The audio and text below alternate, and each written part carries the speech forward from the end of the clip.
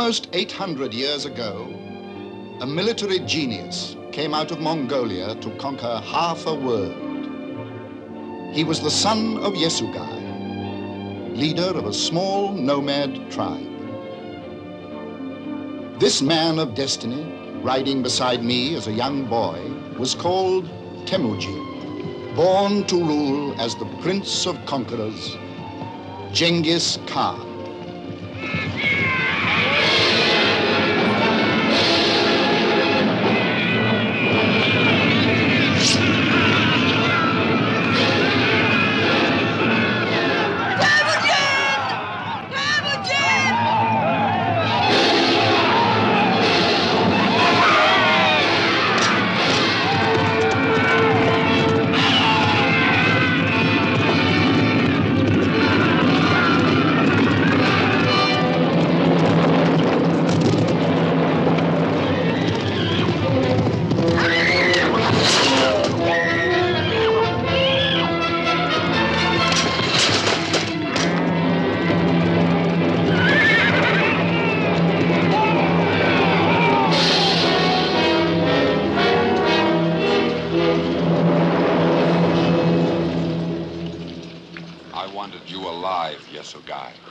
I wanted the chieftains of the other tribes to learn how Jamuga of the Merkits punishes those who trespass on his grazing lands.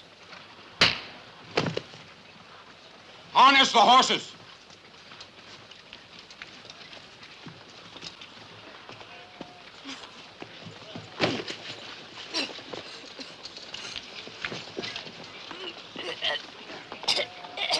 Stay your hand! Hear my words, Lord Jamuga.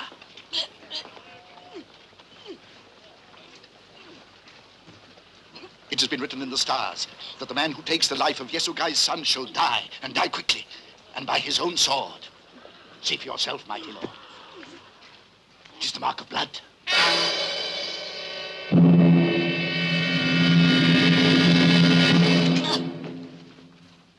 What is he called? Temujin. Man of iron. Then I shall spare him, so that he may witness the death I give his father now.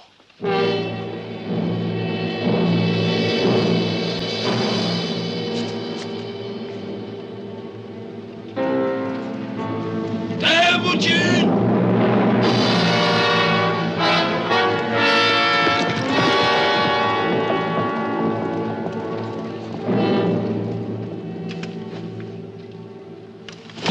From this day on, you will wear a collar. I will have a chain made to put around your neck.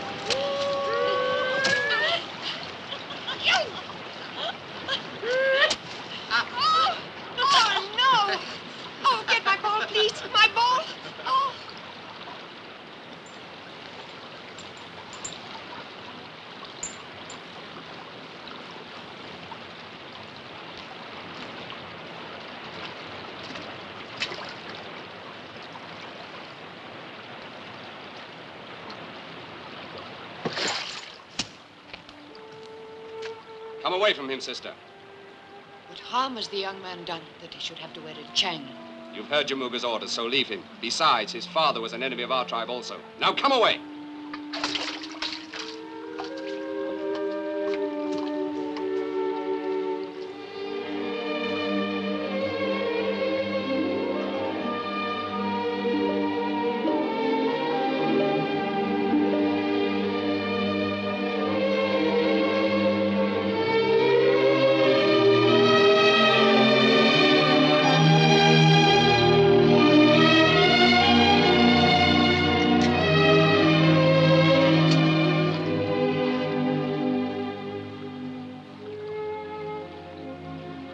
What are you called?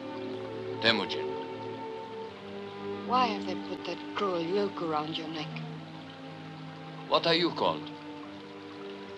Botai.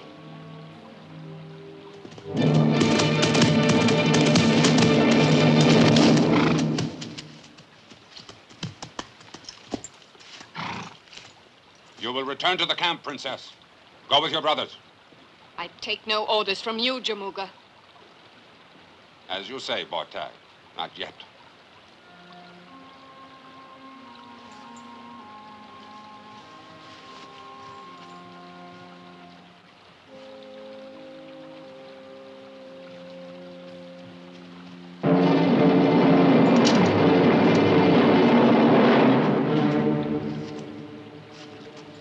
Dogs must be taught to stay in place. Then go.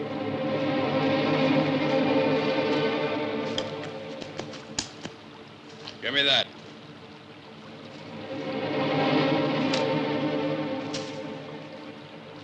Now then, man of iron. Down. Down. Down. Down.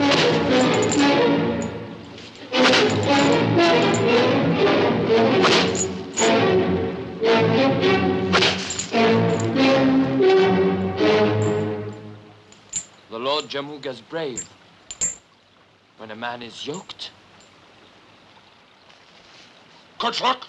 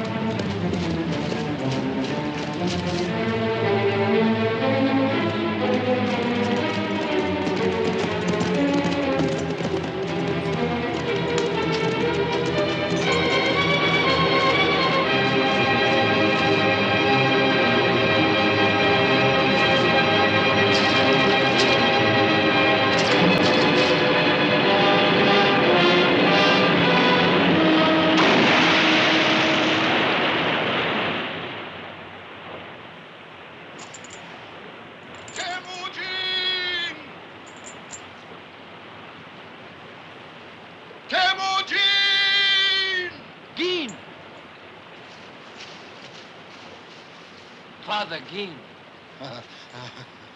How did you find me? I consulted the stars. My... Besides, Sengal showed me. Sengal?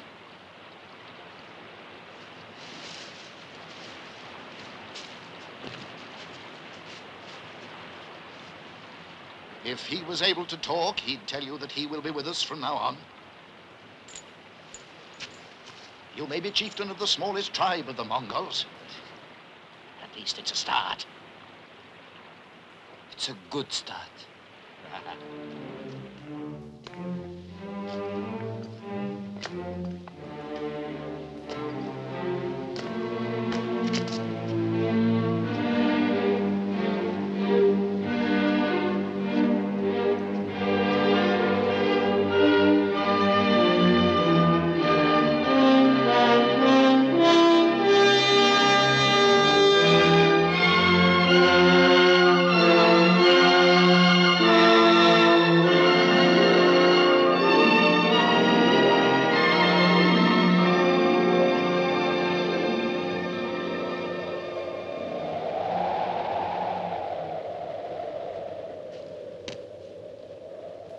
This could house an army. How safe are we? The Merkits think that only spirits and ghosts could live up this high. As long as they continue to believe that, we are safe. When they discover the truth, where do we go? East or west? When that time does come, you will decide. But this may help you. Our world is like 3 great circles. Here, to the west, Samarkand and Bokhara, the lands of the Persians. Rich nations who trade with the white-skinned Christians from beyond the desert. And here, to the east? I have not traveled east of the mountains, but I have talked with merchants from the caravans. And they have told me of the Great Walls. And beyond them of the kingdom of China. A land of great cities where people dress in silks. Even the men. And where the merchants go in search of spices and rare woods from the nations beyond the eastern seas. And here in the center? A barren, empty circle where only Mongols live. Why should it be barren and empty when it lies in the heartland between the rich west and the richer east? Because the tribes, like the Merkits, the Salkits, the Tanguts, and others, are too busy fighting amongst themselves. That's why. But if they join together? The only time that Mongols are joined together is in death. You know what you said about this being the smallest tribe in existence? It would be difficult for it to be much smaller. Then we must make it larger.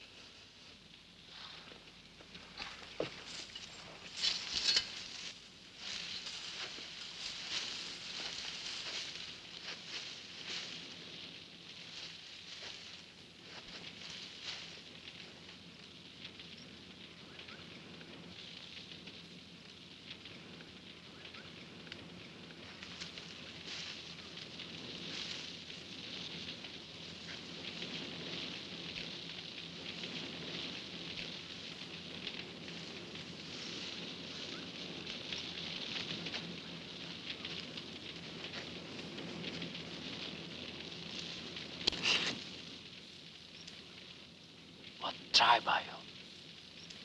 Salkits.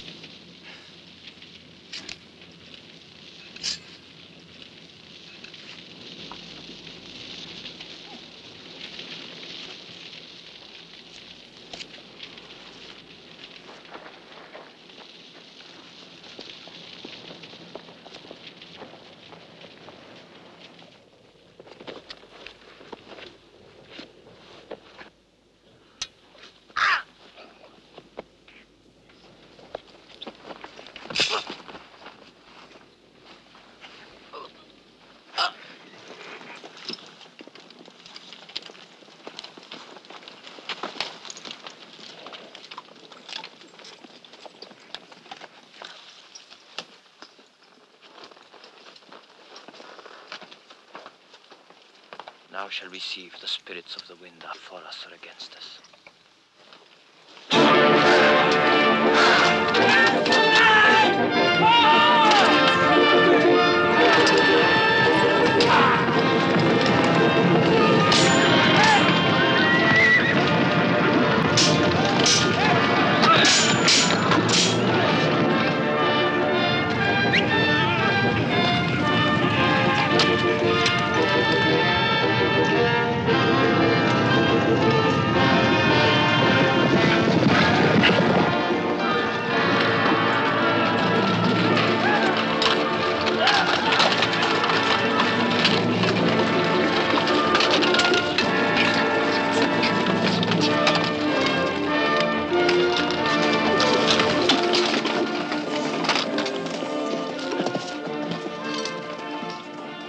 These men, they look like sulkits.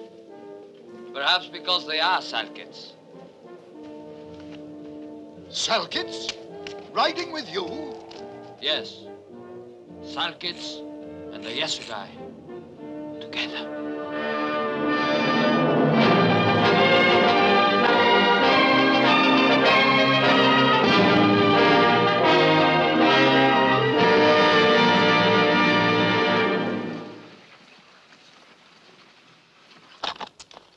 Over there, Lord Temujin, is the caravan road to Tashkent. In the old days, many battles were fought over it. But so many of the slaves were killed, there was so little profit. So, the Treaty of the Slave Trail was signed. A treaty? The Shah of Khwarazm imposed a truce. All have sworn to it. All observe it. No warrior is permitted to carry arms here. Good, then we can take our pick without fighting. You do not understand, Temujin. The truce was signed. I did not sign it. The slaves did not sign it. But Will there be women among the slaves? Yes, Lord? Good.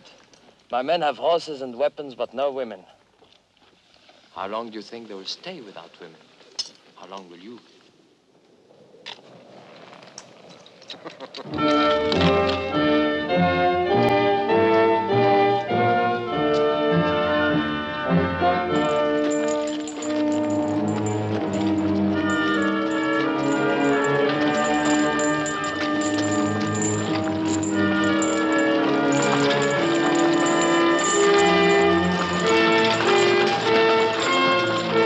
What is the meaning of this? The slave caravan is under the protection of the Shah of Khwarazm himself. Convey the thanks of Lord Temujin to the Shah. Temujin?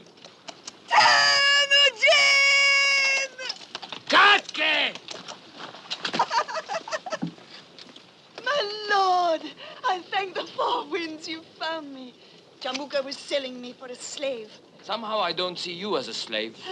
In any case, you're free now. You're all free. Free! I said you are all free, my sisters, to continue with this caravan or to ride with my men back to our camp. You give them a choice? Women? Sengal, strike the fetters off these slaves. This truce has lasted 100 years, barbarian. The Shah will have your head spiked on the city walls. Once you're dead, do you really think it matters?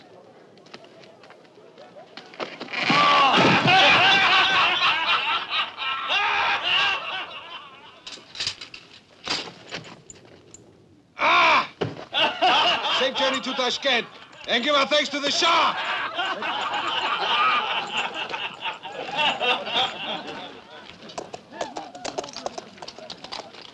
A miracle. A miracle. Oh, thank you. But if you want to prove your gratitude, give me this woman, huh? But she's my wife. Oh, take another. Go on, take another woman. I'll give you a horse. I'll give you 2 horses. No, friend Chan. No woman will be taken against her will. But, Lord, that's what women are for. And besides, the best have already been taken. A wise man does not judge a horse by its saddle markings. Come, I will choose for you. Come. Hey, do you want a husband, Katke? That?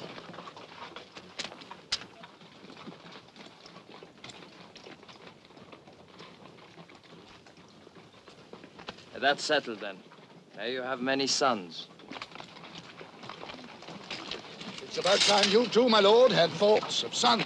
The thoughts I've had in my mind are not for a holy man as you. But give me time.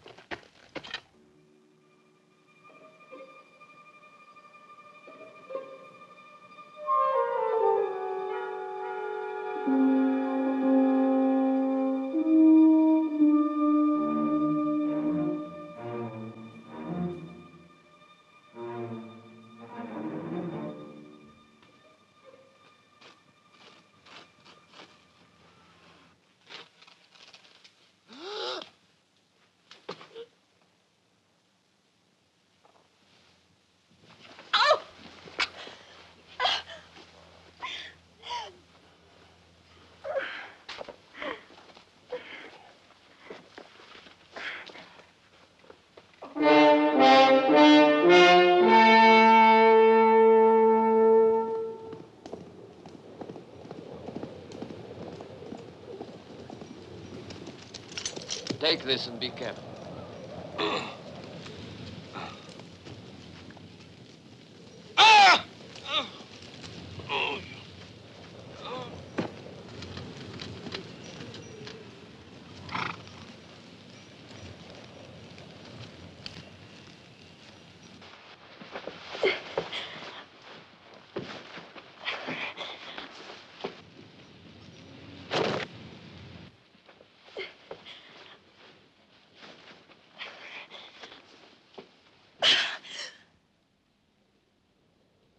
Temujin.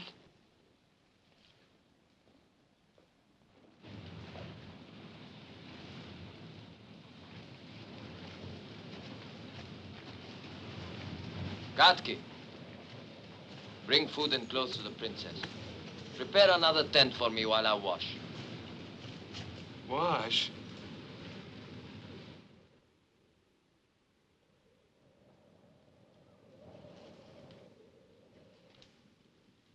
The Lord Temujin, my lady.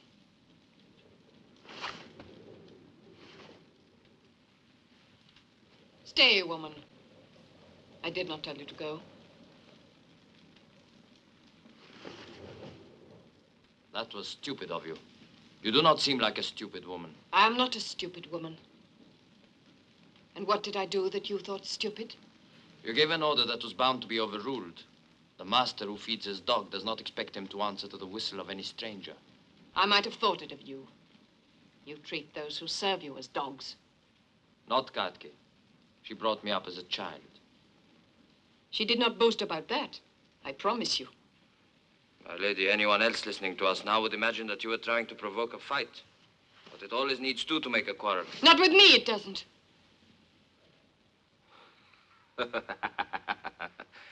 I like a horse with spirit. Horses, dogs, animals, all you ever think of. You can see that was a stupid question. But if it please you, now that you are here, say what it is you came to say. I have said what I came to say, but for this. Deep in my heart, if I search for the truth, I must also say that what drove me most to do what I did was the thought of the rage and anger I have brought to Jamuga. To steal in the night the woman he had chosen to marry.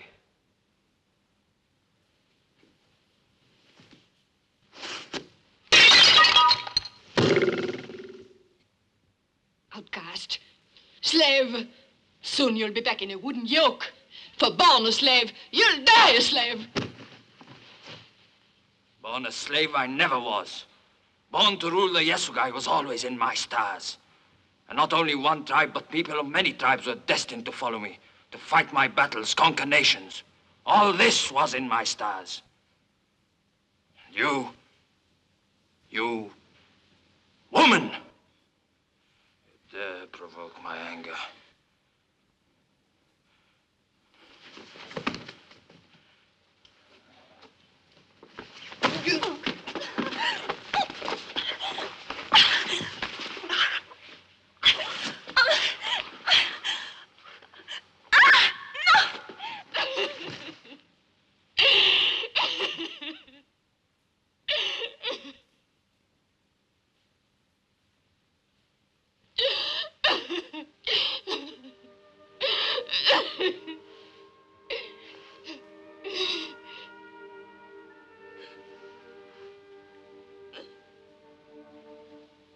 friend is the first thing one gives to another.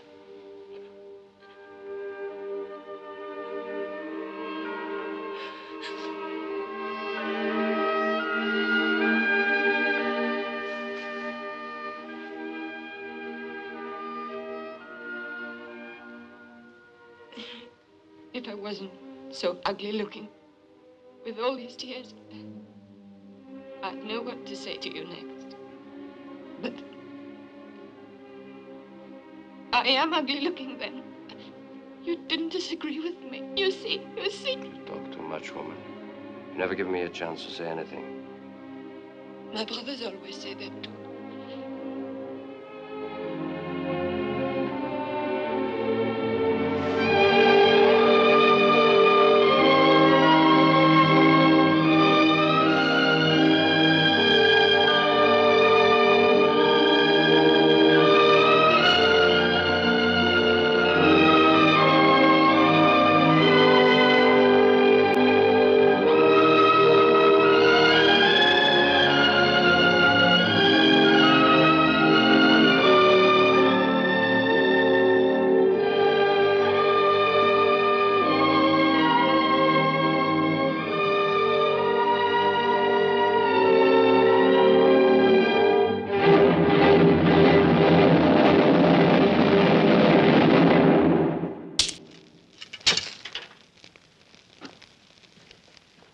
His camp must be near. He knows our every movement. But we know nothing of his. His men appear from nowhere and they disappear like ghosts. Ghosts who will bleed like any ordinary man when they feel the headman's axe, as some of you may do, if you don't bring her back, and soon. To have her stolen out of my own camp, and from under the noses of all of you, from under the noses of her brothers.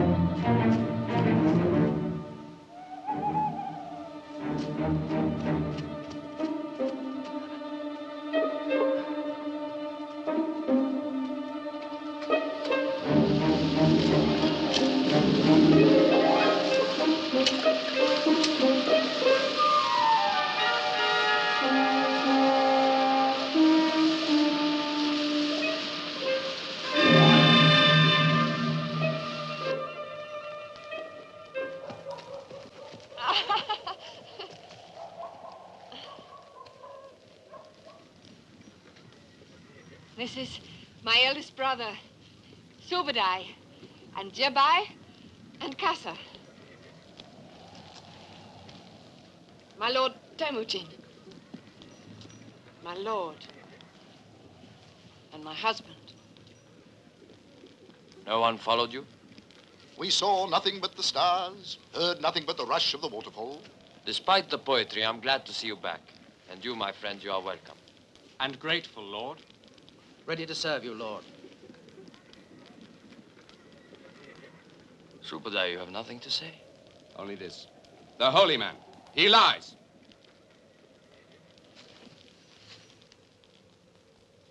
You said? I saw something as we climbed the mountainside. A glow against the sky. Your fires are banked too high.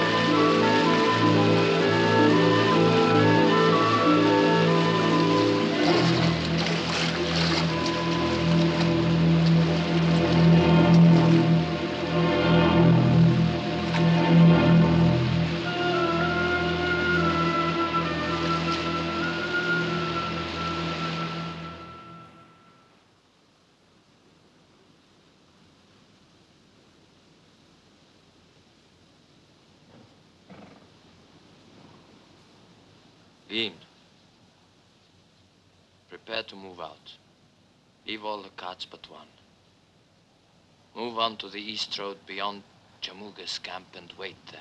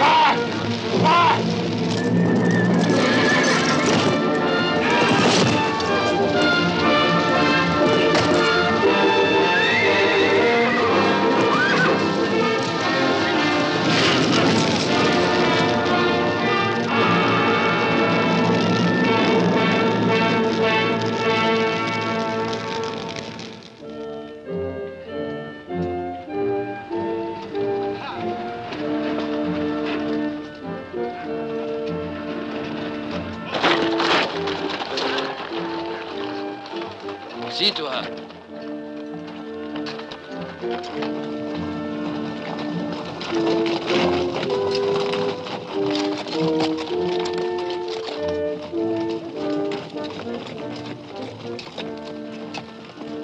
Time is on our side. It'll be hours before Jamuga can reach the sky camp. He'll have merchants from the lakes to the plains riding to join him. Who can travel faster? A horse that needs little to eat, or 100 who must forage wide? Where do we go? East. We will be across the river before dawn.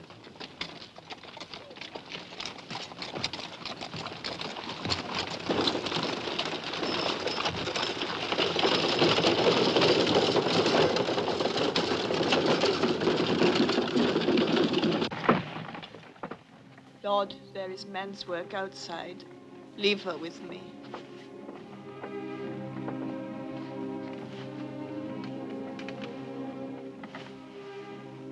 forte.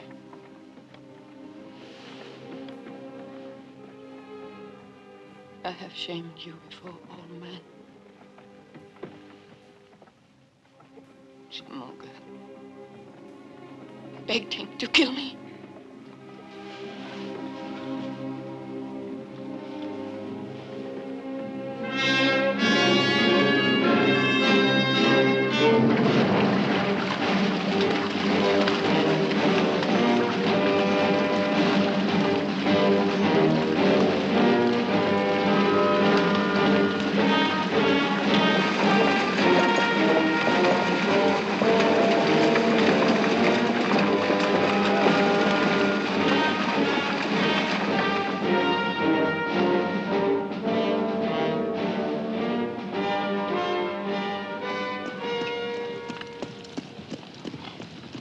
Where do we rest, Lord?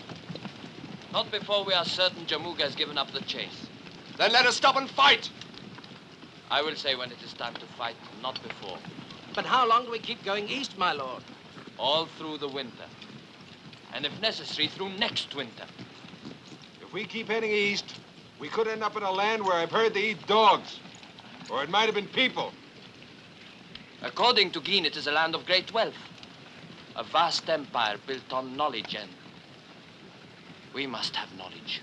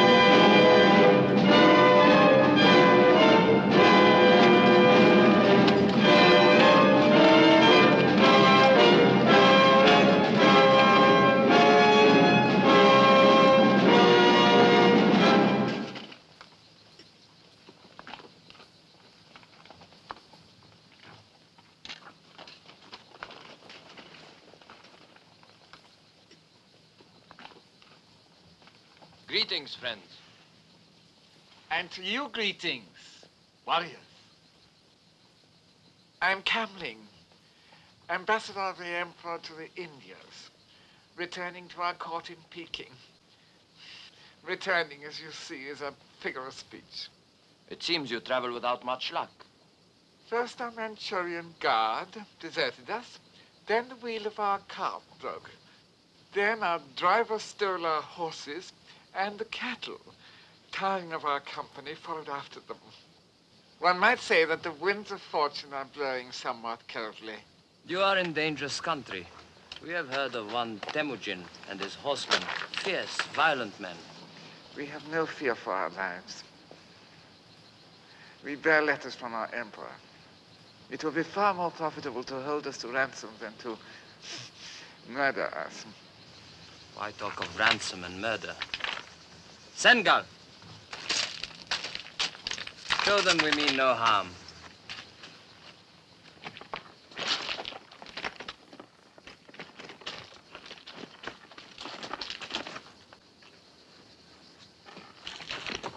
Up!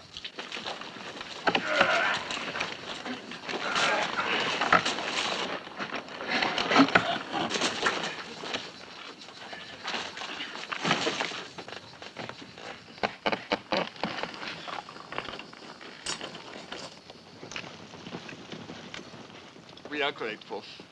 If you would tell us what gold you require for your services. Gold, my lord? I'm not a merchant. You overwhelm me.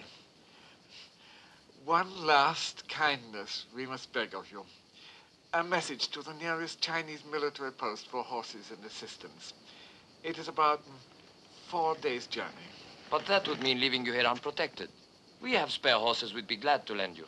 Also our services as an escort. An escort? I have 200 men here, all tried and tested. And our numbers are soon to be increased. My wife, she is near her time. Then she deserves better than to ride in the open, like a herdsman. She shall have the poor comforts of our miserable and unworthy wagon. Please, we shall try to make it as serviceable as we can.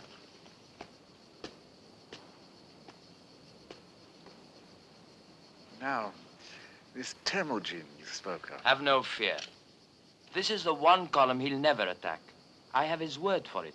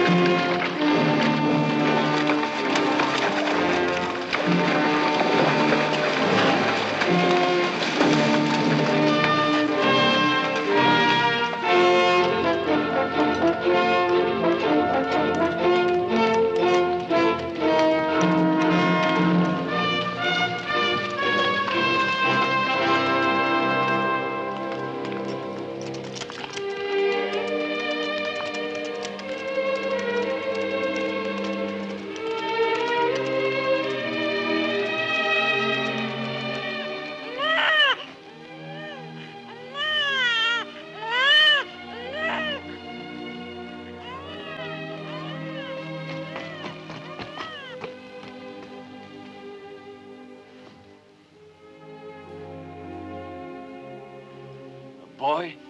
A son.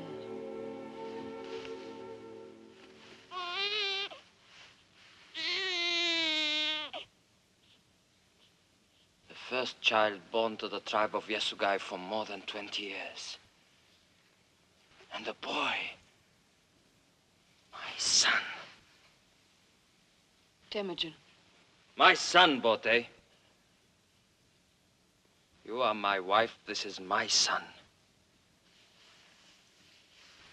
You knew he would be a boy.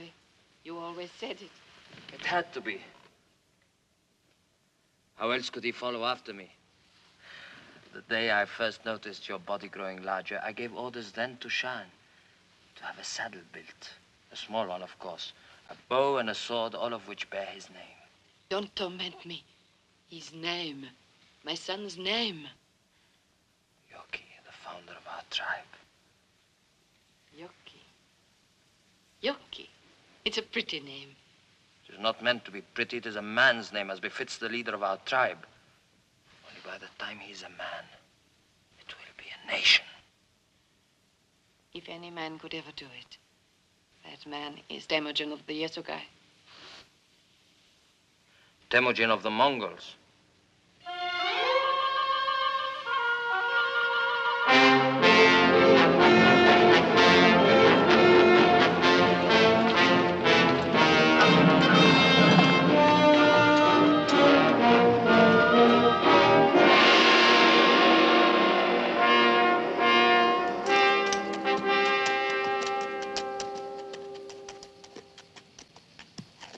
Men who could build this should rule the world. So our ancestors thought when they first conceived it, 2,000 miles from the great ocean to the southern mountains. But alas, now we cannot rule ourselves, let alone the world. My lord!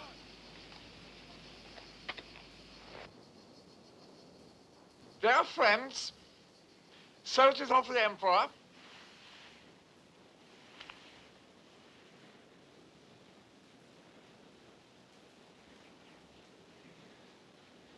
Glass, simply reflecting the sun's rays, but it can carry messages further and faster than the swiftest horseman. Childish device, but not without usefulness. Please receive it as an unworthy gift. One drawback, however, I should point out. For reasons which will soon become apparent, it's best not to let such device fall into the hands of a woman.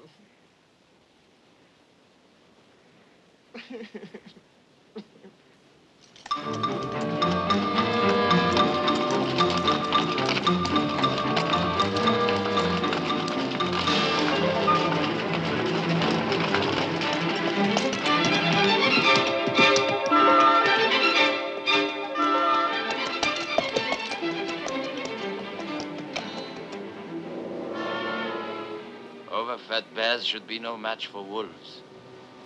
Remember that now.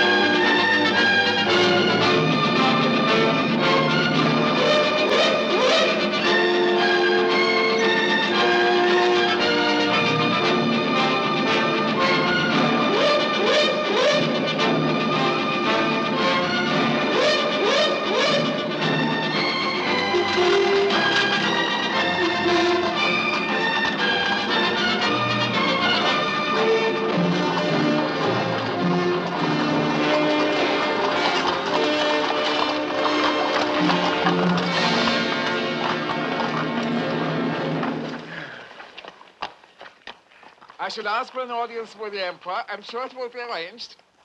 I shall be honored. The Emperor also will be honored.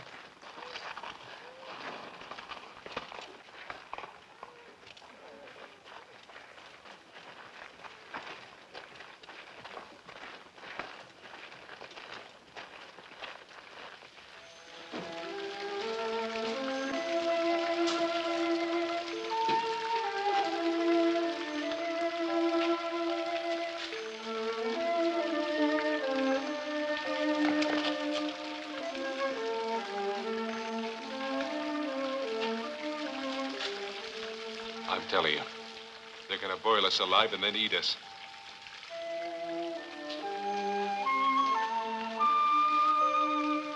No!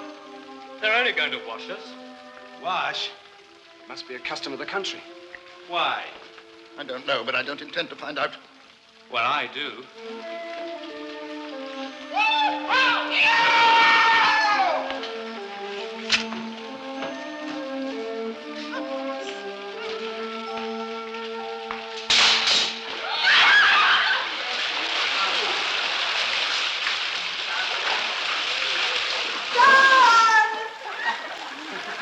Sean! I know you're down there. Come out.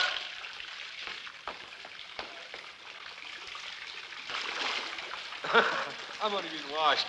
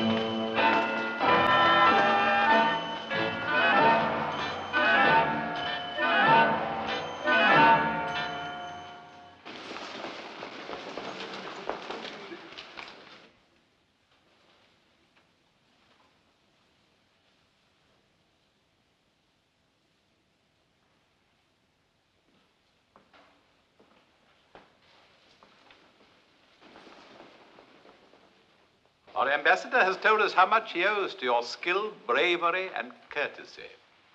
Kamling is generous, Your Majesty. He's also told us that you are a shrewd and observant man. That is unusual. I have always believed that fighting, horses, and women were the sole interests of the men of your nation. Tribes constantly at war with one another cannot be called a nation. Then we shall do nothing to discourage your quarrels. As long as you Mongols fight among yourselves, I and my people should have little to worry us. Surely a nation as rich and strong as yours has nothing to fear. Fear? The Chinese Empire knows no such word. Then what is the purpose of the Great Wall? The wall merely ensures that civilization, knowledge, the arts as we know them shall survive. It is there to keep what we have to ourselves, to keep people in. To keep me? I find you profoundly entertaining. You make such direct and positive statements. You and your strong, wild men arrive in my city like a rush of wind, a fresh sort of wind.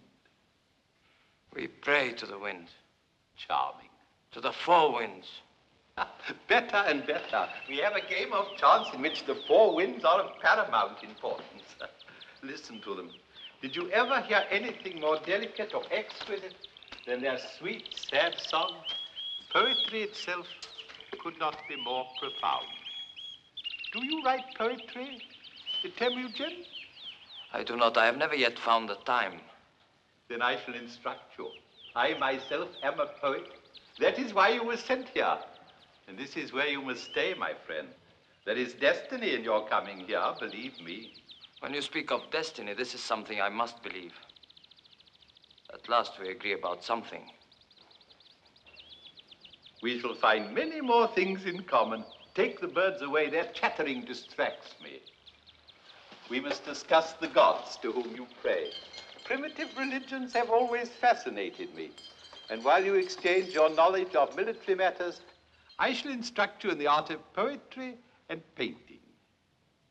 I find it difficult to control my impatience, Your Majesty.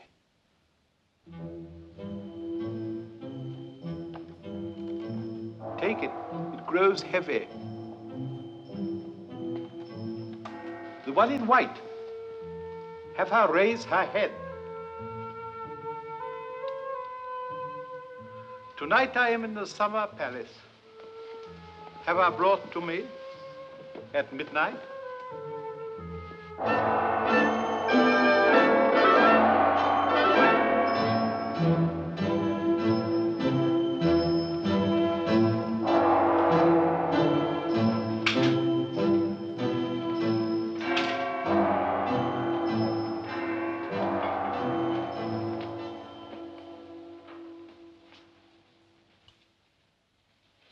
Prisoners.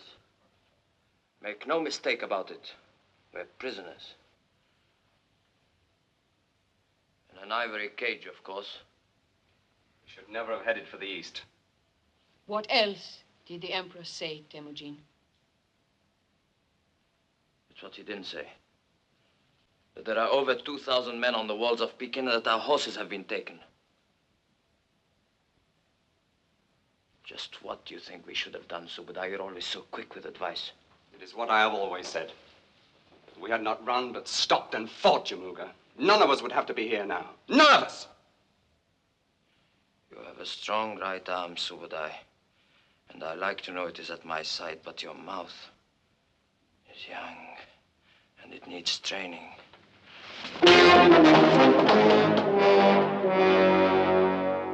With enough training, my brother, you may yet become my strong right arm, for I have need of another.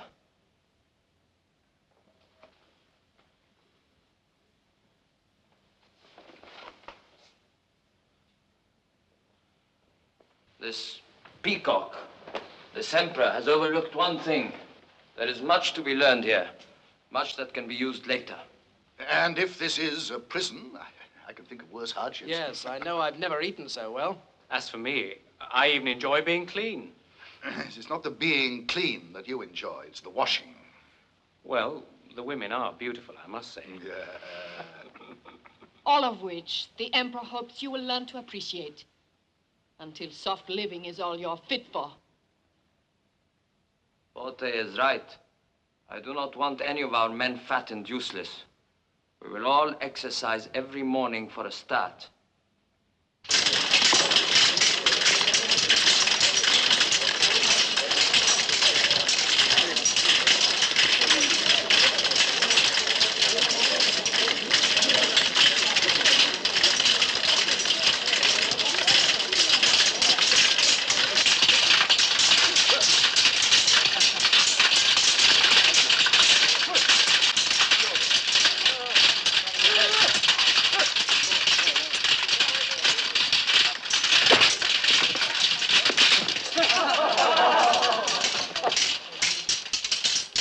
Mongol never leaves his blade. Not unless he's dead. Just a reminder for you to carry. Look! Over there! A signal!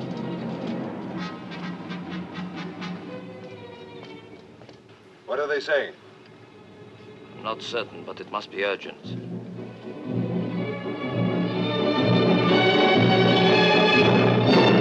Take the map away. It's not only inaccurate, it's inartistic. Stop them weeping and wailing. I want advice, not pandemonium.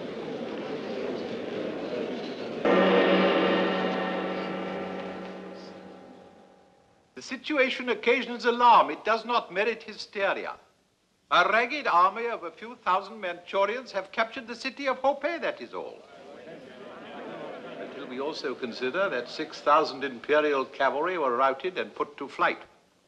But that is nothing new. No doubt in our lifetime it will happen again. Prince Temujin, you and your kinsman seem amused at the news of our disaster. Not at the news, Your Majesty, only at the way you receive it. A few thousand Manchurians are of little account, admittedly. But their example might be serious. Others might also realize that the Great War means nothing.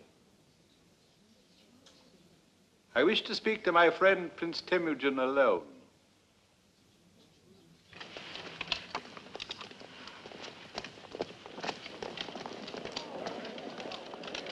Bring hot wine and tea.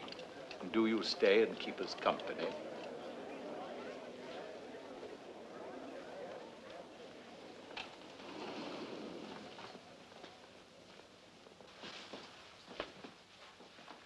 This is how I relax in moments of disaster and anguish. I find painting has a soothing and calming property. I see that you paint very well. You are no beginner. He is hinting that we are accustomed to disaster. I fear we've underrated our friend. He has an unexpected gift of subtlety. The shamsu is a rice wine of great delicacy. May I offer you some? For me, the tea. For me, the wine. I was not suspicious of it, Majesty, but I have forbidden it to my men to drink, as you probably have heard. I have heard. And if my curiosity does not greatly offend, why? Because I wanted my men to be ready for a day such as this. Please to continue. I am listening. These Just that the fate of an empire is of small importance compared to a poem by So Ling or a painting by my distinguished ancestor, Mao Kung. You were saying? You would save much time if you let me say something. That means you have something to offer? What? These Manchurian invaders, you would like them destroyed as soon as possible. Unfortunately, my army has melted away. I will raise you another one. Mongols? How much? You mean money? What else do soldiers fight for? Large chest of gold for each of my 3 brothers-in-law, so that I can send them out to recruit only the best men. How could I be sure I was not just replacing one army of invaders with another? You cannot be sure. There is a solution, Great One. I myself, who know him better, would trust Temujin. But if he were to leave his wife and son as hostages in your keeping... I agree. See that Prince Temujin has all the gold he needs. And we will offer a special reward for which one of your wife's brothers does most to help us. There is no need. It is a custom and a charming one, to announce the reward before the service is performed. In our experience, it often helps with the accomplishment. Have the court brought back. I wish them to see how tired and exhausted their emperor is, working devotedly in the service of his people. I will do so, great Emperor, but as Temujin and I have so much to do. Very well. In any case, you've both seen the state I'm in.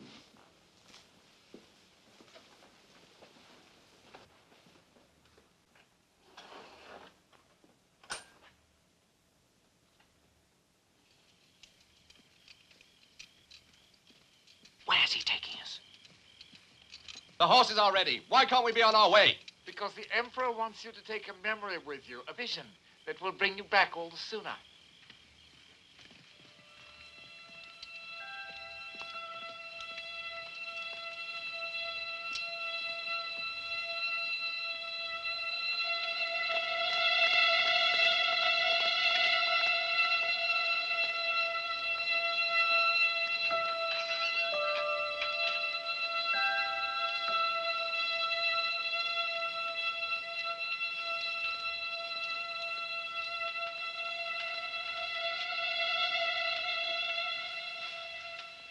Look at the picture.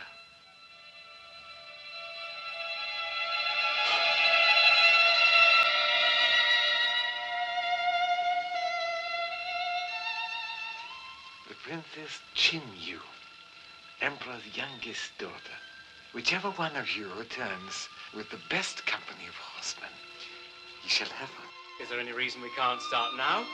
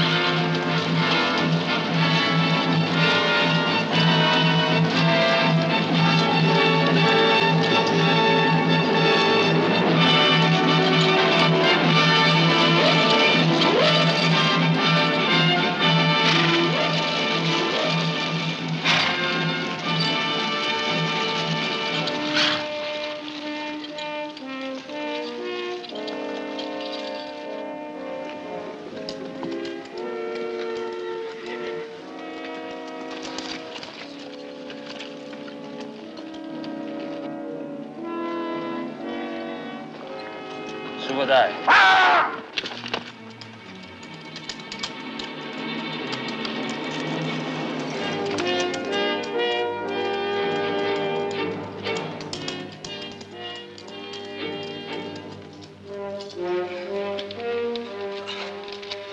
Teach her to be a woman while I'm away. Out!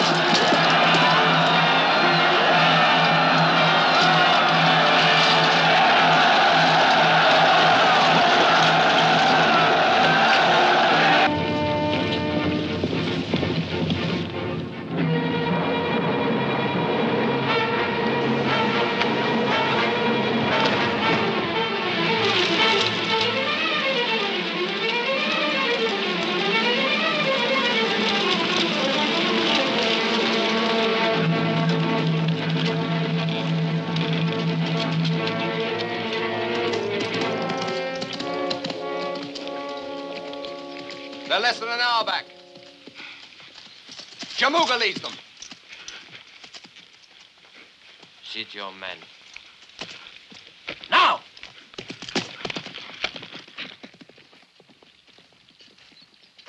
Your troops will lead the attack. Up through there. It is only fitting. We have the honor. You will not attack with any great success. You will then fall back. Retreat? You have had some experience of that, I imagine. But we lose face. Better to lose face than your head, as the unsuccessful defender of Hope has apparently done. When you fall back through here, my Mongols will fall on them from both flanks. Then you will lead your troops back again at my command. Now get your men into position. I will tell you when to move forward.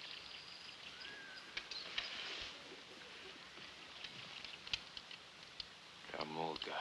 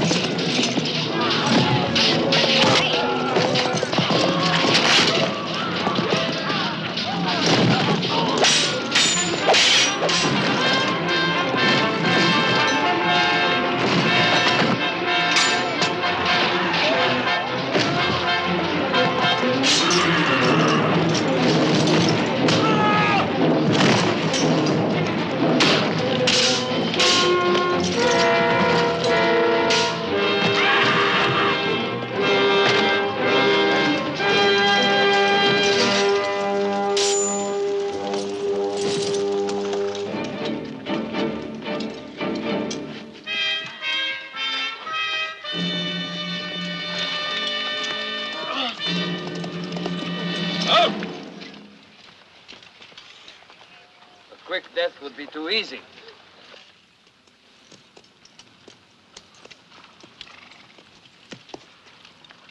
You can choose. Either you live to follow the banner of Temujin, or you die with your leaders. Now show them to me, these men who led you into rebellion against your empire.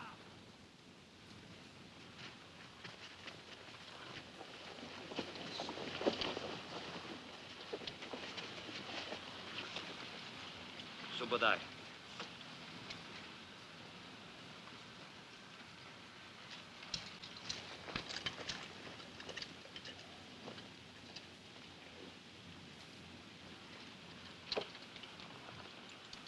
Jamuga, you will pray for death, and the chang you wear grows heavier and heavier, and the laughter it brings grows louder and louder. And you, Temujin, will live to regret this day, when you withheld the blade from my neck.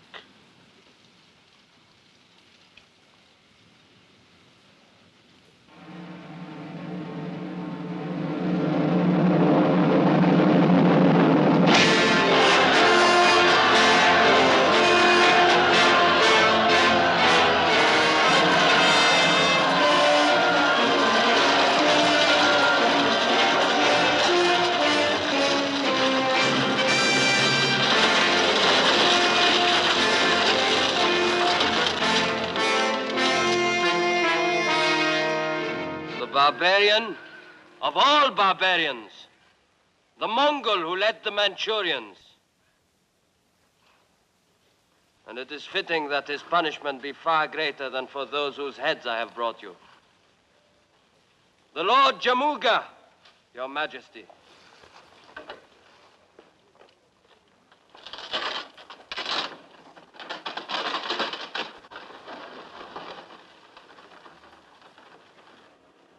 In celebration of the Lord Temujin's great victories over the Manchurian rebel invaders, it is our will that from this day on, he will be called the Prince of Conquerors, the Genghis Khan.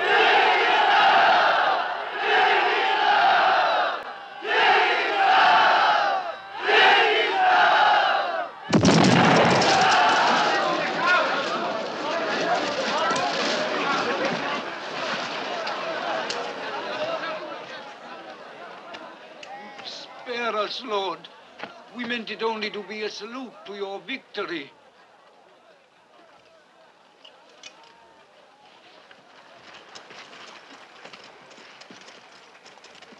How did the thunder crash at your command? It is a simple alchemist trick, but we use too much black powder. Black powder.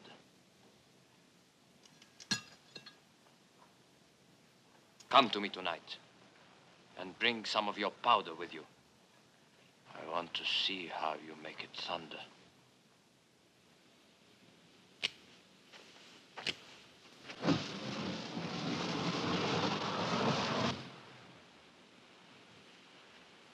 They make lightning this time, but no thunder. That is something we've discovered in their experiments. It thunders only when confined in a container. Then it can hurl a stone even further than the longest bow shot. Shall they demonstrate?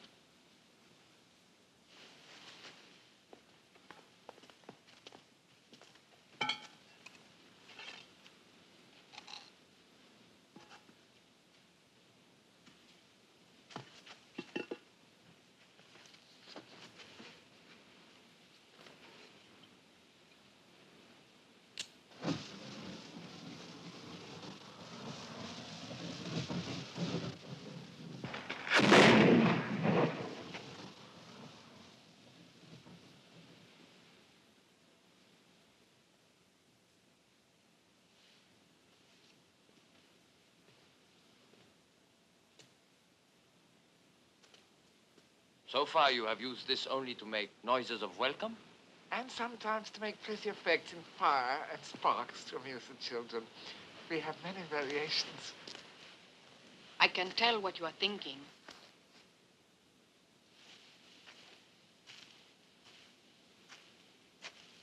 It is your duty, both as a holy man and as a man of wisdom, to profit from all this knowledge.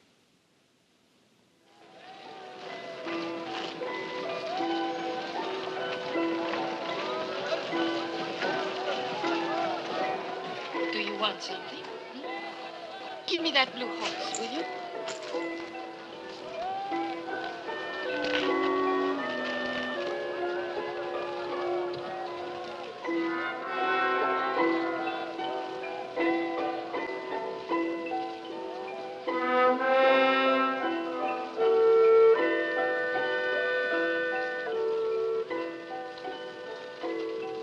Come, come.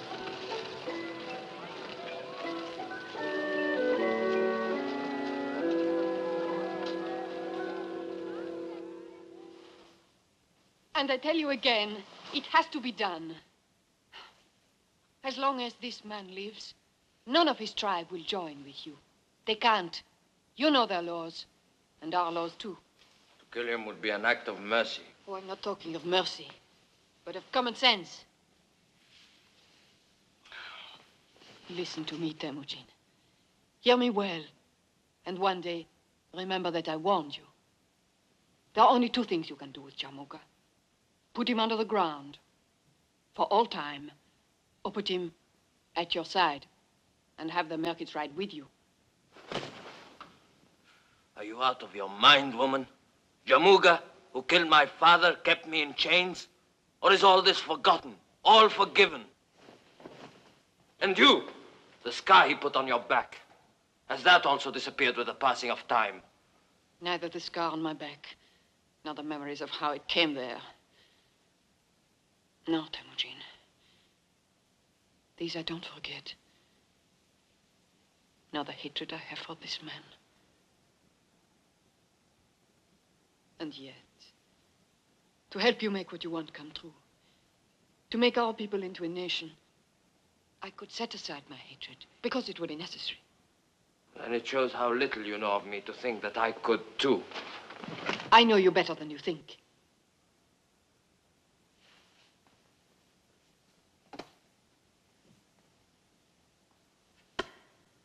Break it across your knee, Temujin.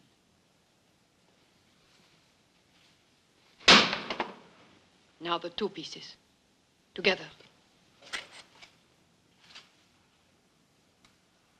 I know what you are trying to tell me. That we are only strong when we are undivided. And one day, you will listen.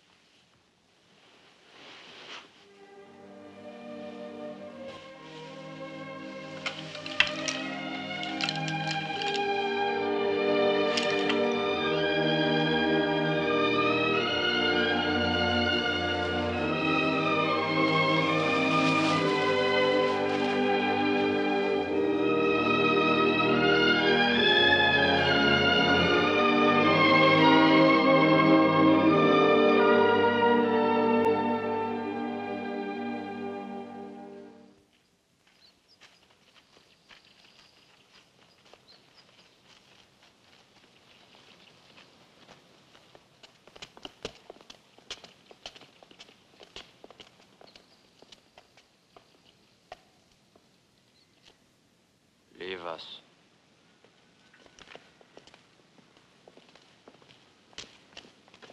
Is it possible for you to be a Mongol first, and only secondly Jamuga, chief of the Merkid tribe? Has the Chang also smothered your tongue? Not yet. Perhaps if I wear it as long as you did. Once you took the Chang off my neck. Perhaps I can do the same for you. The price? There is no price. Only a dream accomplished. A unified Mongol nation, not just separate warring tribes. With the Lord Temujin at its head. The stars have written it. Geen, my holy man, tells me this is true. A Mongol nation will come, Jamuga. It will. But if the Merkids ride at our side, it will come sooner. The Merkids need no other tribes to ride beside them. Behind them, I should say.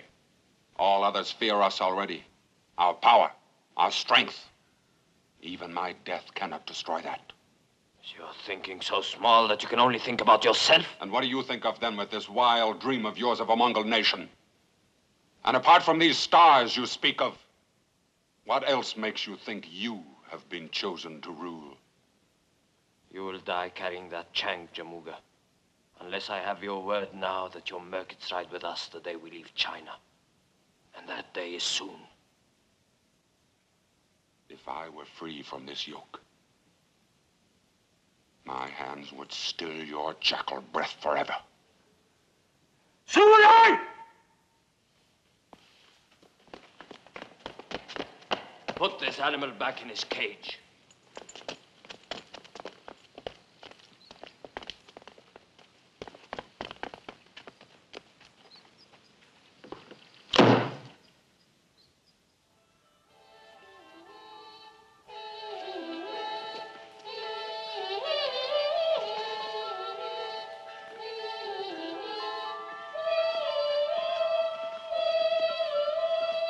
Your Majesty. Comling, have you no heart to interrupt these exquisite little songbirds? The interruption brings present news.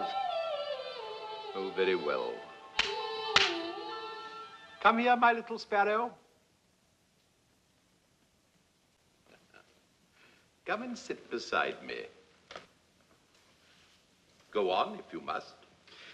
Genghis Khan has arranged a demonstration tonight for you and your court to thank you for all your kindnesses over the years. Don't tremble, child. Although divine, I'm also human. And as a farewell. Farewell? Did you know about this? They wish to return to their own lands. I cannot allow it. I have told you many times of my dream of a united people. And should it take force to accomplish it, I have the men now. And I have trained them well. And I bought them. And you are my general, Genghis Khan. And their leader. Kamling, you are the Khan's friend. Not his only one, I hasten to add. Do you reason with him for his own good? The Emperor wants to remind you of your first meeting, what then was said. That the Great Wall of China is to keep people in. And that there are 3,000 armed men on the Peking walls. And that we are still prisoners. Prisoners? Friends? And what sort of talk is this among friends? I want no more of it. I've had a terrible day. Headaches, all this caterwauling. Get away, you unmutable little brutes. All of you. And now this talk of leaving me.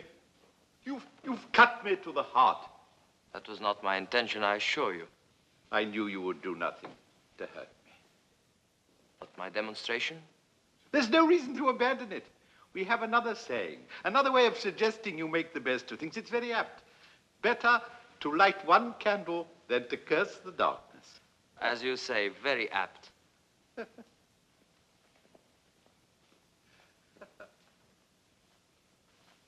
Nevertheless, you will have him watched. I thought you would be pleased to see Genghis Khan and his horsemen ride away. So that one day they may ride back as conquerors. The Khan knows us for what we are. Rich, but regrettably weak. What will you do? The barbarian Temujin brought back from the Manchurian battle. Jamuga. Jamuga. Have him brought to me. In secret.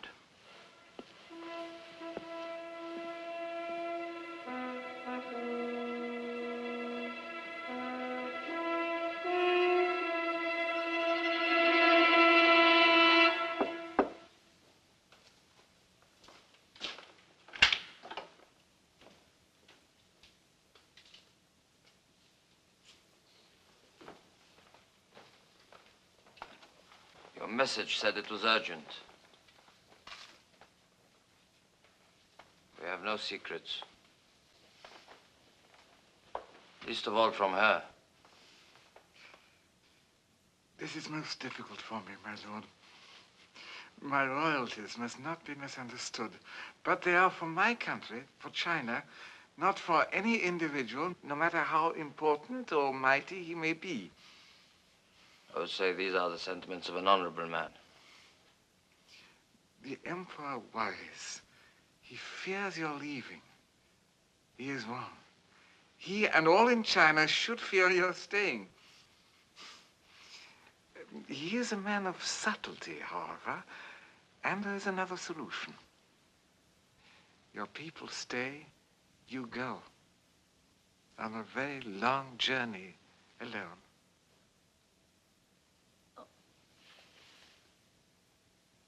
You express yourself beautifully. But who is to stab me in my back?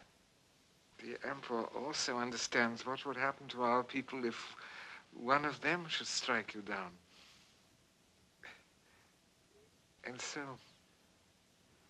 You have walked too far to stop now. Our people would be blameless if your assassin were a Mongol. Emerk it. Jamuga. Bring him here. It would be better if I were not present. You will stay, my friend. You will stay.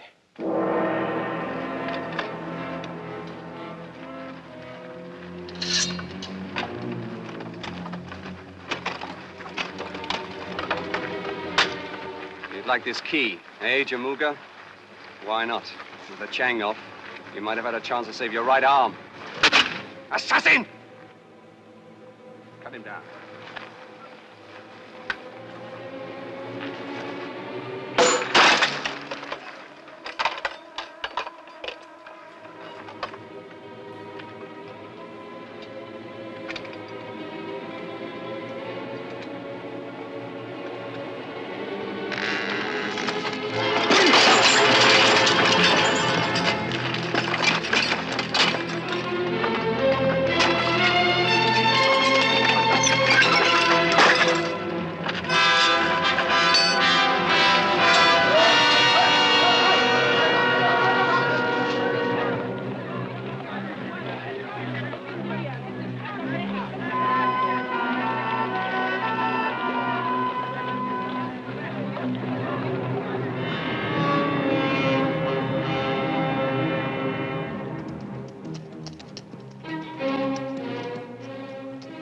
he still can't be found. The one man who can gather all the merkets against us. The one man! Call off your men. Get them ready for tonight's celebrations. With Jamuga still at large? He will do nothing now. His own escape is more important to him than my life. And no more failures this time, Subudai. Our plan for tonight must meet with success. I'm sorry you will miss tonight's celebrations. Perhaps you can see some of the fireworks from here.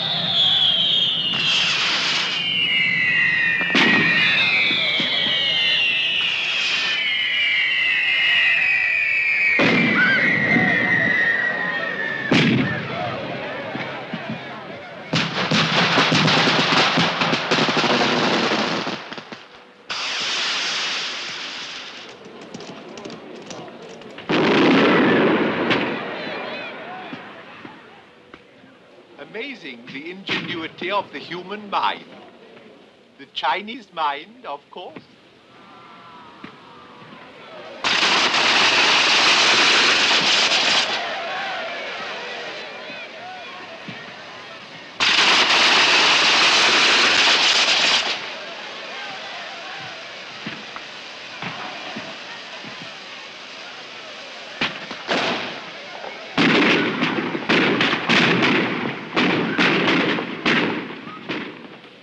You are a true artist, Prince Temujin.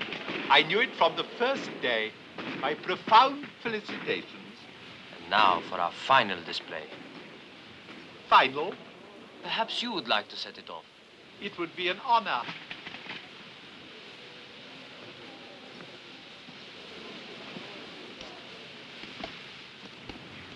This last one will be very special.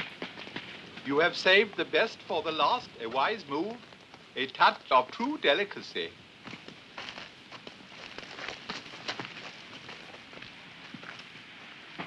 As you yourself said, better to light one candle than to curse the darkness.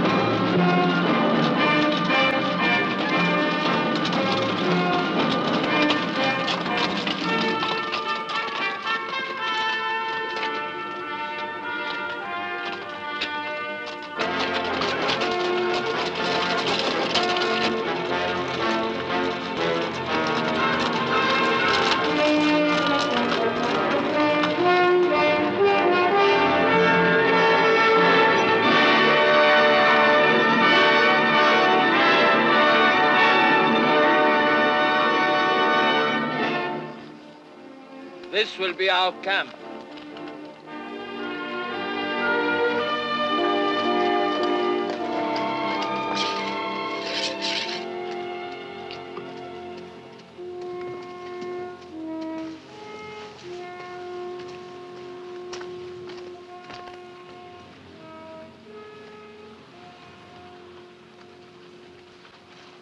My lord. Here.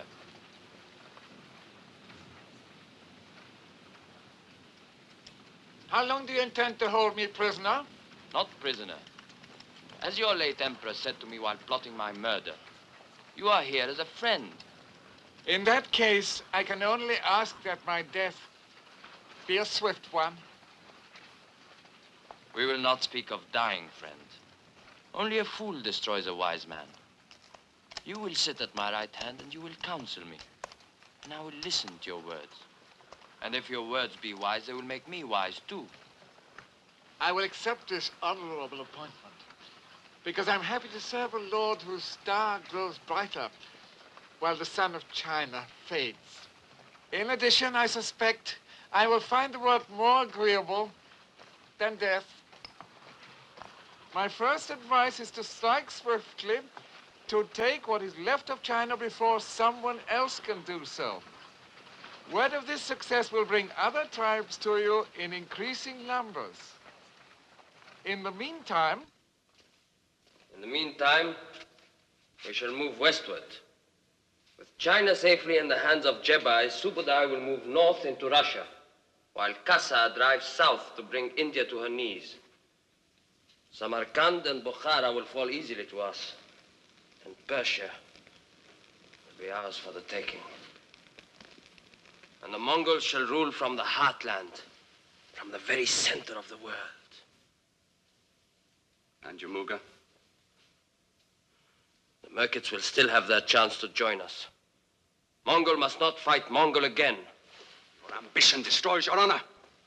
Is the man who raped our sister to go unanswered? Is the father of his firstborn son to go unpunished? Yuki is my son. the man who lets personal revenge take precedence over the tasks before him will never complete those tasks, and he will lose all that he has gained. Enough! My word is the law. I'll get on with my work.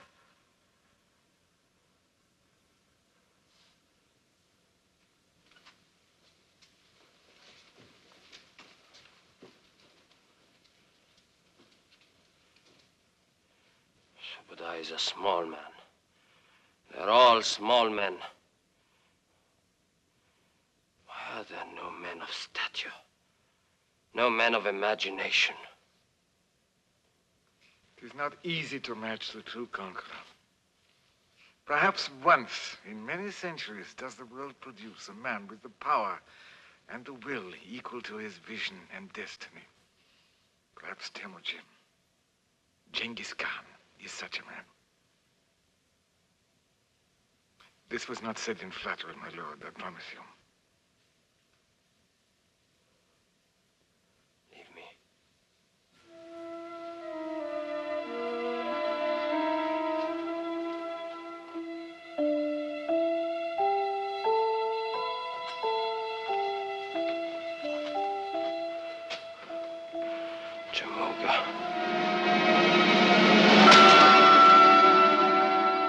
In the next few years, the Mongol hordes of Genghis Khan seized all of China north of the Yellow River, carved its way across the Ural Mountains into Russia, and plunged southward across the borders of India. Having conquered almost all of Asia, Temujin turned his armies towards Samarkand and Bukhara.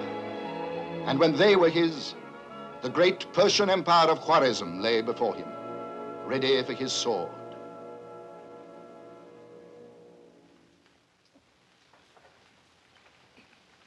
Come now, Jamuga. You are an old general. You know very well that even if I agreed to join forces with you, you could never hope to defeat this Genghis Khan. No one else has. No one else has an army equal in strength to our combined forces. We will be more than enough to slaughter him. I have no desire for slaughter. Lamb, it's for slaughter. This meat is very sweet and succulent. No, I hear more and more men flock to his banner every day. Defeated men, weaklings, the first to run in battle. But I have not offended him. He has offended you. Years ago, that caravan on the slave trail. His violation of the treaty. Oh, that was when... That was when the supply from the east was cut off. No spices, no jewels, no women. And remember this. Your country lies directly in his path. Your only hope of saving Khwarazm, of saving yourself, is to align yourself with me.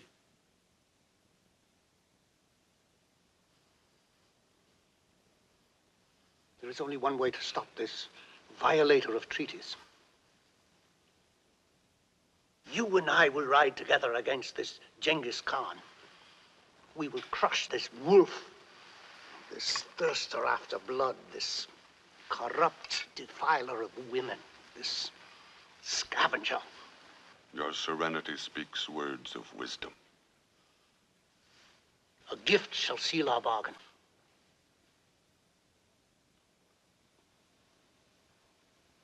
One of my daughters? 2? And my gift to you will be the head of this Genghis Khan.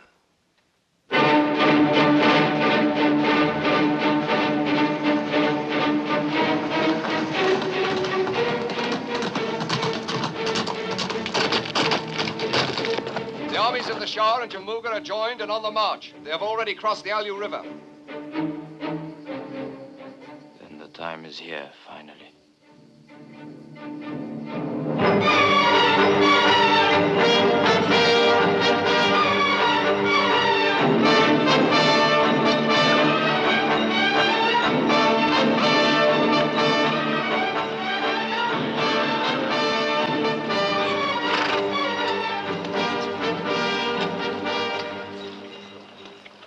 Quite certain.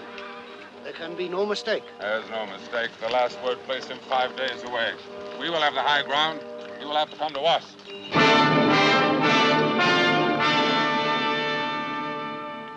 We will have the high ground, you said. They will have to come to us, you said. Are they not doing so? An emissary with a white flag. Well, somehow I do not feel they've come to surrender. Not with Genghis Khan holding the high ground, but with our troops outnumbered. Are you suggesting that we surrender, then? I'm suggesting nothing. I'm only regretting the fact that I allowed myself to be dragged into this foolish and obviously risky adventure. To conquer, one has to take risks. At my age, I do not need to take risks. If I survive this day, it will have taught me a lesson. That a man can be too clever. Your words mean more than they say. I had hoped to see Mongol kill Mongol, and so wipe themselves out, and rid Khwarazm from all danger. Instead of which?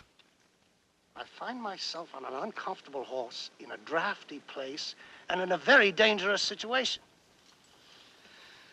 Well, perhaps this emissary brings good news. I bear greetings from the Genghis Khan to the Lord Jammuga. Greetings. And I thank you deeply for observing my flag of truce. The Lord Genghis Khan would wish to talk with the Lord Jammuga. Talk? What would we have to talk about? I'm only the humble emissary sent to arrange a meeting. There will be no meeting, no talk. Does the Lord Jammuga fear the spoken word? Tell this jackal you obey. My talking is done with a lance or a sword. I repeat, does the Lord Jammuga fear the spoken word? And these spoken words are to take place in the center of his camp? The Genghis Khan will ride forward with an escort of 6, then finally alone. The same privilege is yours. Can he be trusted? The word of the Lord Genghis Khan can always be trusted. I trust him enough to remain here as hostage until you return. Then let it be so.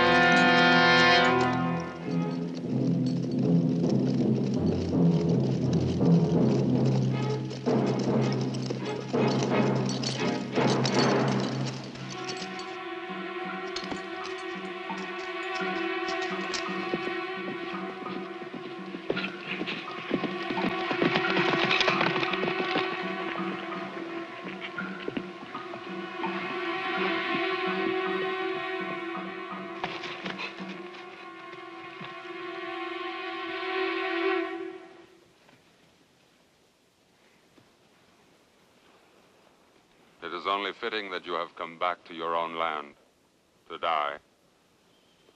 But it is not fitting that the Mongol should deliver the death blow. You still sing the same song, Temujin. Many voices carry it now. Not the Merkits. Outcast. I asked for this meeting in the hope that Mongol would not shed Mongol blood. Also that you might still join with me to spread the name of the Mongol nation. The Merkits are warriors, not a group of women to become part of a herd. We say and do as we want, and we take what we need from anybody. I promise you this, Jamuga. The Merkits will ride as part of the Mongol nation, or their land will be razed to the ground. Raised so that not even a lame horse would stumble walking across it.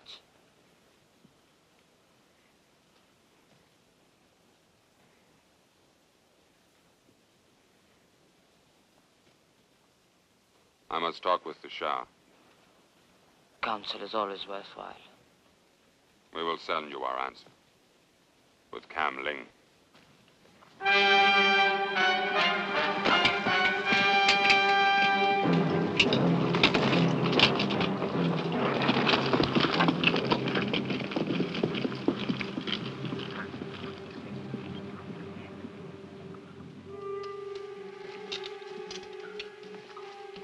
And the men grow impatient, my lord. Better that than the spilling of Mongol blood. Not one of our horses will put 1 foot forward until I have Jamuga's answer. My lord! Look!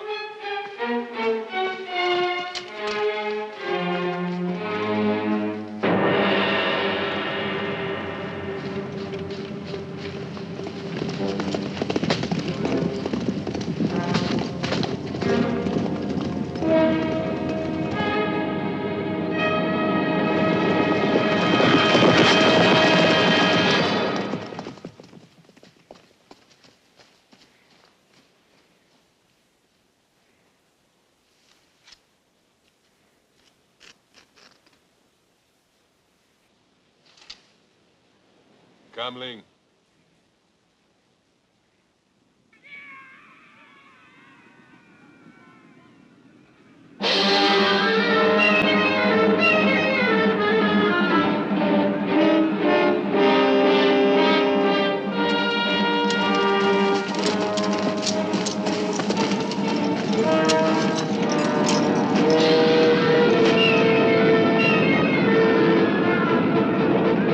Take your posts.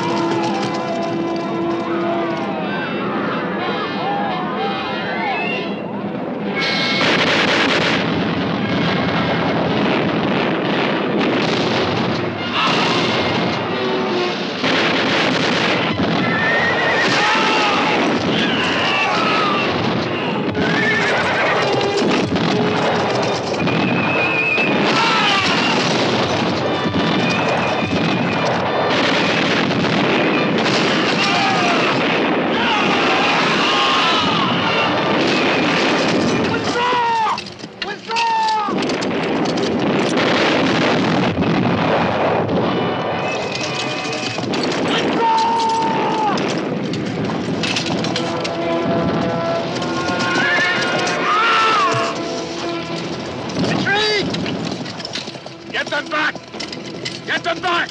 I have no desire for slaughter. Retreat!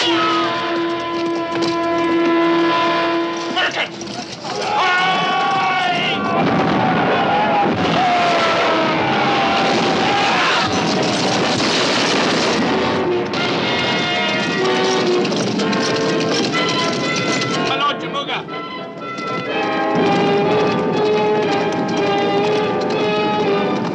Take the left flank! With me!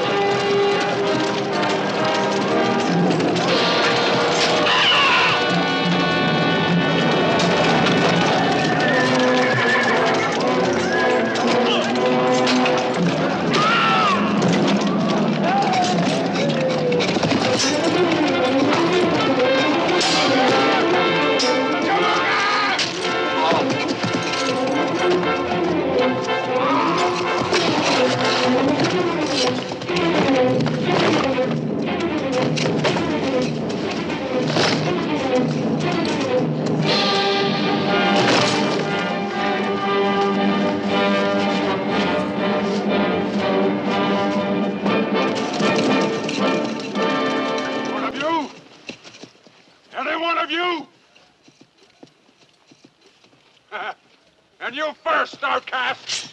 Sengal! Stay where you are. Enough, Jamuga. Let there be peace. With you? Never! And there will be no chang this time either, Jackal.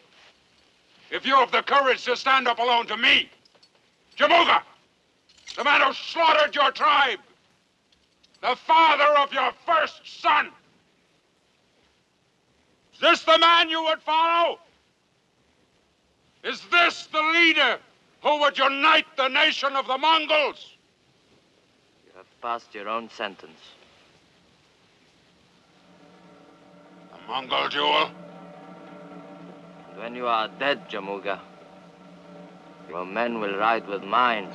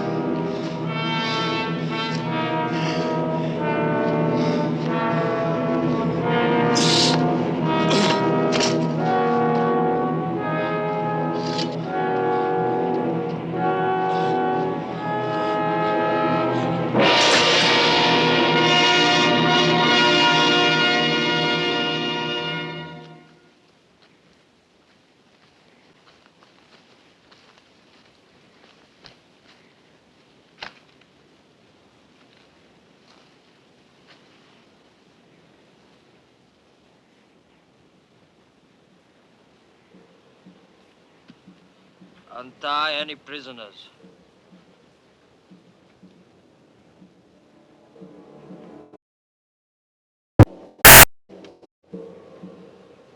If any of the Merkit tribe would leave us, let them go now.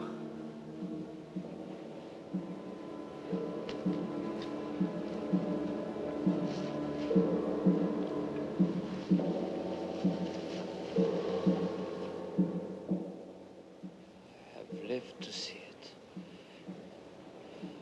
That the tribes come together as one people.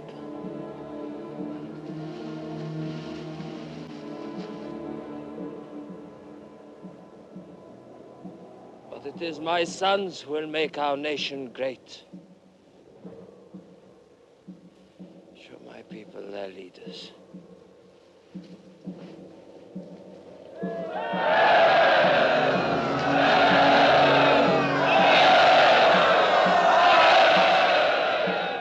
And until they are old enough to lead, it is my wife and her 2 brothers who shall speak for them, shall guide them to walk straight.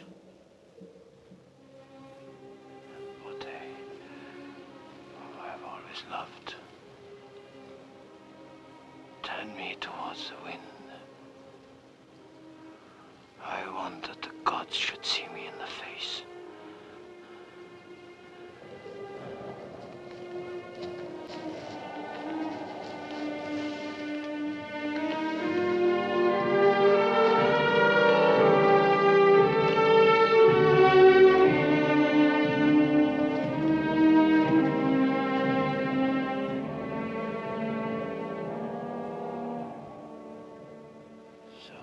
Tears, but not one tear from you. There will be many years for weeping. I want you to see me as you have always.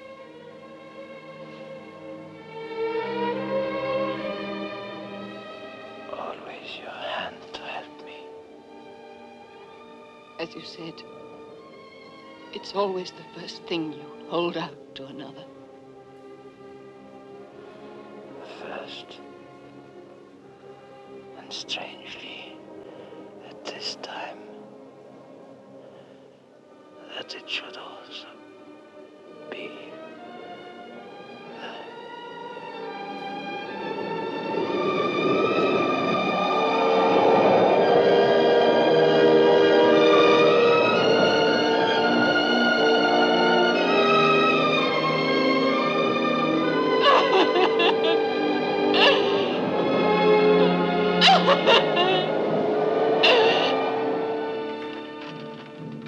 And so it was that Temujin, the Genghis Khan, was dead, but not the tide he set in motion. His dream conquered even after death. His sons rolled westward into the Hungarian plains, burned a path to the borders of Egypt. One grandson founded the Mongol dynasty of India, while another was the great Kublai Khan, emperor of China. And when the conquest was finished, half the population of the world was contained in the Mongol Empire. The empire born in the imagination of the Prince of Conquerors, Genghis Khan.